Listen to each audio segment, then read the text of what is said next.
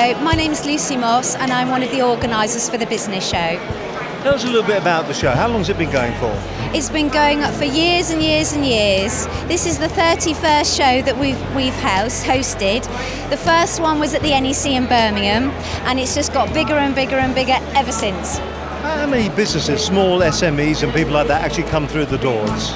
Well, currently we get between 25,000 and 30,000 visitors per show over the 2 days. So it's just getting bigger and bigger. But what we've found over the years, that we have visitors that come back and back and back.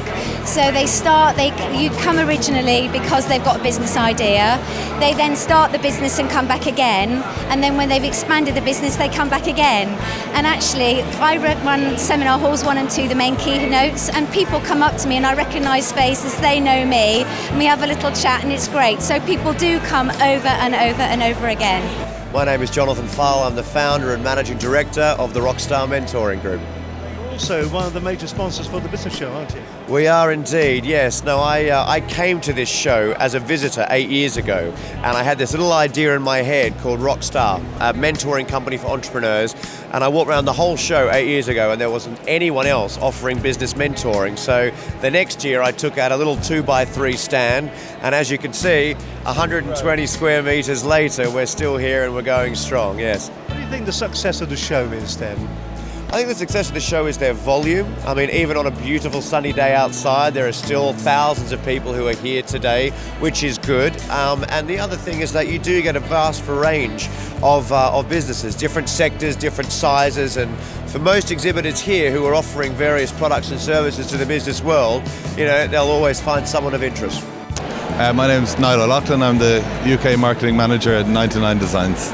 So you guys actually make logos for businesses then? Exactly, yeah. So what we do is we connect small businesses, startups and agencies with graphic designers from all over the world. As of today, we've got 301,000 graphic designers working on our platform. So really it connects people with a whole wealth of graphic design resources. What's the big mistake that people make when they want a logo made for themselves? It's definitely overcomplicating things. So we always like to think of sort of the 3 key points or the 3 easy steps. It's good to keep it simple. It's good to keep it instantly recognizable, and then it needs to be versatile, because remember, your business or your brand hopefully is going to grow and grow and grow, and so your brand logo and your identity needs to be able to work on various different formats, so keep it flexible. So tell us, what's important about you being here at the show?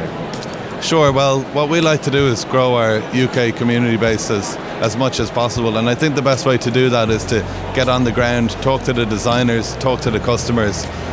We held a meetup here last night in London, which was hugely successful, and now today we're here at the show to talk to small business owners to get a feel for their needs and obviously to help them build their visual identity. Well, I'm an executive commissioning editor for Dummies series, working specifically on the business management and accounting lists. So I'm looking for new authors, commissioning new authors, looking after our existing authors and helping to sell and promote their books. What are you looking for, do you think, when you're commissioning new writers? We're looking for, specifically for the Dummies series, we're looking for authors who can really simplify their topic and they can really make it easy for the everyday consumer to understand, especially people who are starting up their own businesses. They need to be, the subjects need to be explained in a really sort of easy to understand, simplifying complex subjects. I think that's the main aim of the Dummies series.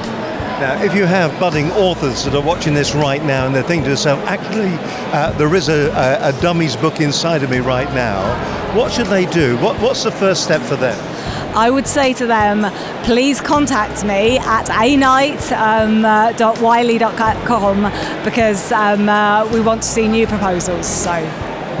Okay, and this really is as easy as that. You come up with a proposal. And then the process is basically you talk, I'd have a look at their proposal, I'd give them a call, we'd talk through their idea, and then and there's quite strict, with the Dummies books, there's quite strict guidelines, so they'd need to provide a sample chapter and a table of contents, and we need to make sure that they were able to put their messages across about their business topic, whatever it might be, in a style that fits in with the Dummies books guidelines. That it's a tried and tested, well-tested method. So they would do that with us, and then we'd sign them up and get them writing for us.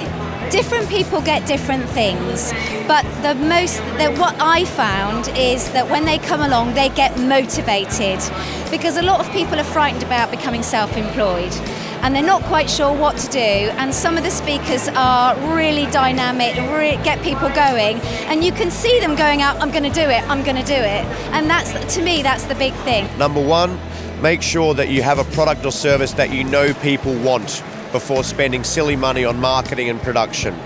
Use proof of concept. Make sure they know that you've got something that people want.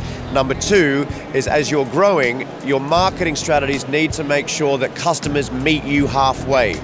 Don't go out there and try and speak to anyone and everyone hoping someone's going to buy. Target who you want them to be and make sure you do a strategy that gets them to meet you halfway. That'll improve your conversions. And number three, which ties into number two, make sure you do that cost effectively, because that'll mean your margins will only be higher. Yesterday I did a seminar with like 300 people there, and somebody said afterwards, what's the upsell? There is no upsell. The only thing I'm selling is be yourself. And you know what? The rest all works itself out. You know, my motivation now is to make a positive difference. Spend 100% of your time being 100% you, and if people don't like you for being you, next, to sell more, sell less. People are so convinced of objection handling and so forth. Forget it. Create the conditions where people buy. This is what Apple do with their products. You don't go into the Apple store and say, hello, young man, can you tell me the benefits and the features of the Apple iPhone? You don't. You say, hello, mate, does it do this, this, and this, and play Angry Birds for 69 pence? Yeah, I'll take it 540 quid. That's what you've got to do. You've got to make it desirable. And I think the other thing I would say to you is focus on what's really important, because I know a lot of people that have spent their life, you know, in a corporate ladder or in business. For what purpose? Your legacy is not going to be defined on whether you did the proposal or not. Your legacy is going to be defined on what you created, something that go beyond this, and hopefully you created a family, hopefully you created a future, and hopefully you've made a difference.